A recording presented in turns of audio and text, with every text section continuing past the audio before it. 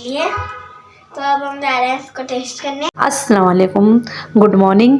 तो अभी बज रहे हैं सुबह के 7। तो यहाँ पर मेरी बन रही है चाय। तो कैसे हो आप सब लोग? उम्मीद करते हो आप सब खैरियत से होंगे। तो यहाँ देखो, फिर चाय के बाद चल रही थी हमारी बहस यहाँ पर। तो सुबह की आज शुरुआत हुई है बहस से आलिया के जाने के। तो आलिया तो स्कूल जा चुकी थी और फिर फेस भी ट्यूशन से आ चुका था। फिर उसके बाद ये बहस हो रही थी हमारी। सजा के रखूं, क्या करूं, क्योंकि ज़्यादा है। दिखाना तेरा गिन लेंगे, हम भी गिन लेंगे कितनी है। भाई साहब ये तो 10 रुपए की बहुत सारी मिर्ची, बहुत सारी हैं। हाँ, अब इससे पता चल रहा महंगाई बहुत ज़्यादा ही हो गई। अगर ऐसे 1 किलो खरीदने लग गए तो इसमें तो हमारा पूरा घर चला जाएगा। बिक जाएगा, सही कह रहे हो। और क्या, दुकान वाला बोलेगा इसमें तेरा पूरा घर चला जाएगा।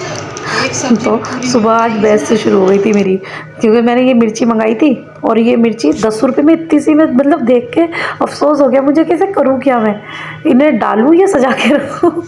तो बस मैं फेस से यही बोल रही थी। तो मुझे नहीं पता था फेस ने मेरी कब में वीडियो बना ली। मैं कहा अच्छा चल ठीक है, कोई बात नहीं, मैं डाल दूँगी उसको भी।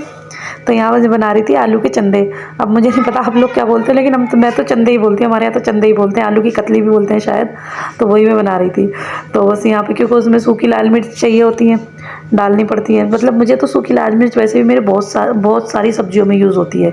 और चटनी, जहाँ तक आप कितनी बार सुनते होंगे कि इस चीज़ में चटनी, उसमें चटनी, मेरे चटनी का भी बहुत यूज़ होता है, लहसुन की चटनी। तो उसमें भी साबुत मिर्चें चाहिए होती हैं। तो बस मैं उससे यही चीज़ कह रही थी कि भैया अगर इतनी महंगी होंगी तो हम तो बहुत ज़्यादा हो जाएंगे, कैसे खरीद पाएंगे। हालांकि ऐसी बात नहीं है, खरीदी जाएंगी सब। तो यहाँ पर बस ये तैयारी क्या, बस बना ही रही थी। तो यहाँ मैंने तेल लिया था, तेल में मैंने डाल दिए थे वही 8-10 मैंने लाल मिर्ची डाली थी, उन्हें तल के निकाल ली थी। फिर डाला था मैंने ज़ीरा। तो मैं आलू के चंदे जो बहुत सिंपल तरीके से बनाती हूँ, बहुत अच्छे लगते हैं ऐसे ही, बहुत मसाले वाले नहीं बनाती मैं। मसाले वाले मेरे घर में किसी को नहीं पसंद। तो ज़ीरा डाल के उसके बाद में फिर मैंने डाल दिए थे आलू।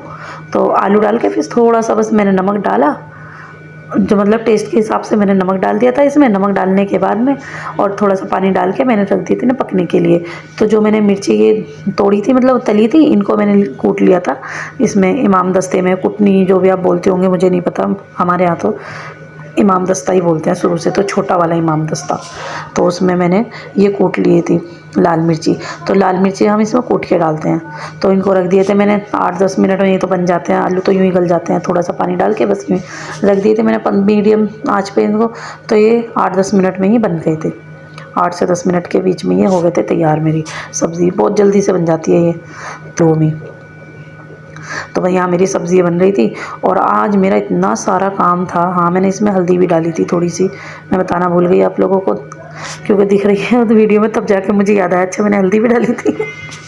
क्योंकि जब मैं वॉइस ओवर करती हूँ तो मैं आधी चीज़ें भूल जाती हूँ। जैसे कि पिछली वीडियो में मैंने नमक तो देखो सभी चीज़ों में पड़ता है, लेकिन मैं नमक बताना ही भूल गई। तो बस यहाँ पे मेरी सब्ज़ी भी तैयार हो रही थी।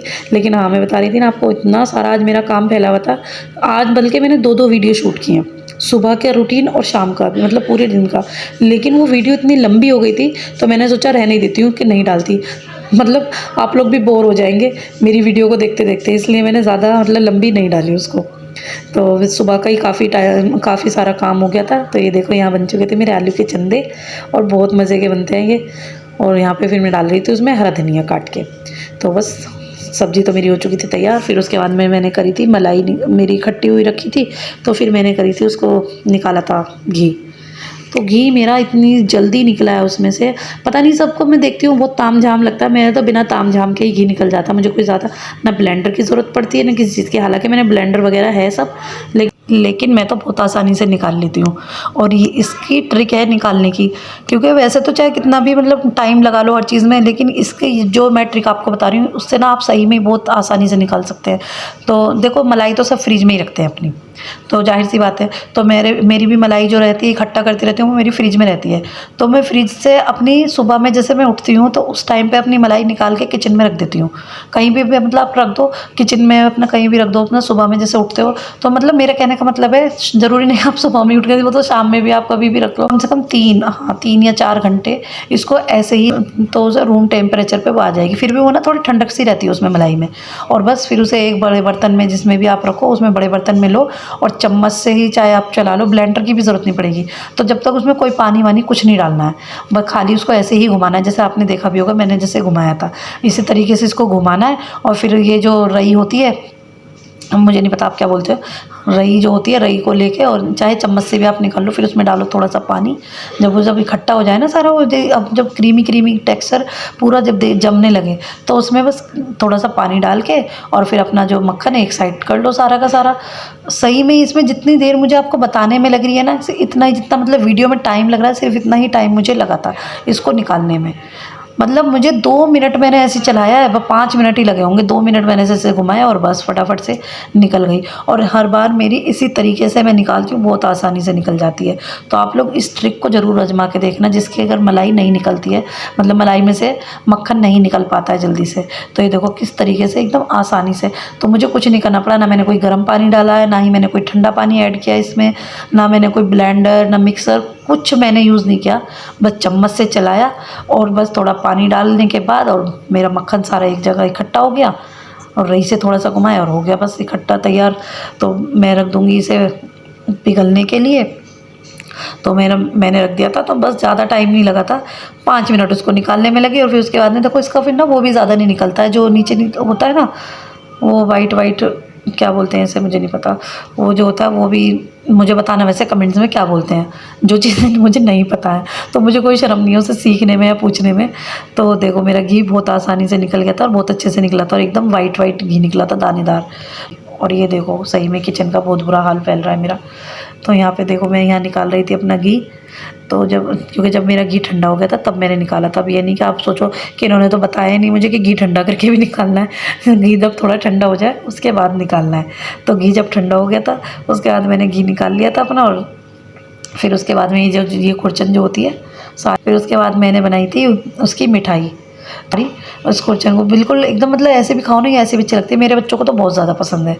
तो फिर उसके बाद मैंने इसमें चीनी डाली और थोड़ा सा डाला दूध। तो हालांकि दूध आप कम ज़्यादा कर सकते हैं, अगर दूध आप ज़्यादा डालोगे तो ये ना थोड़ा पतला वाला ऐसे हलवा टाइप में हो जाएगा, और थोड़ा दूध कम डालोगे तो ये थोड़ी सूखी सी, जैसे बर्फ़ी जमती है ना, बर्फ़ी कलाकंद जो होती है, कलाकंद वाली बर्फ़ी जो होती है वो वाली, उस टाइप की ये बन जाती है और खाने में बहुत मज़े की लगती है। लेकिन एक चीज़ का ध्यान रखना है इसमें कि अगर आपकी मलाई में ये कड़वापन आ रहा है, इसमें खुरचन में कड़वापन आ रहा है, तो आप बिल्कुल ना बनाएं। अगर लगता है कि बिल्कुल सही है तभी इस चीज़ को बनाएं, नहीं तो नहीं बनाएं, फिर आपका दूध और चीनी दोनों ही चीज़ वेस्ट हो जाएंगी।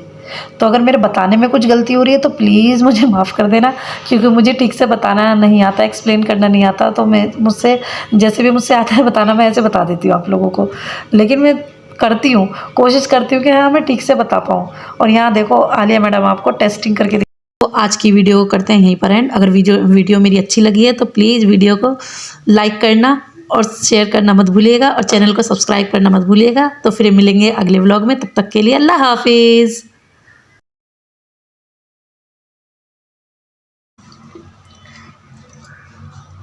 हेलो गाइस, तो मेरी मम्मी ने मिठाई पूरी मम्मी ने बहुत अच्छी बनाई है। I am very tasty. I am very tasty क्या होता है? ये बहुत टेस्टी है। तो ये तो इसका मतलब तो ये होगा कि मैं बहुत टेस्टी हूँ, आई एम वेरी टेस्टी। देखो आलिया की सुनो टूटी फूटी इंग्लिश। ये लग गई है बस अब इसमें खाने के लिए।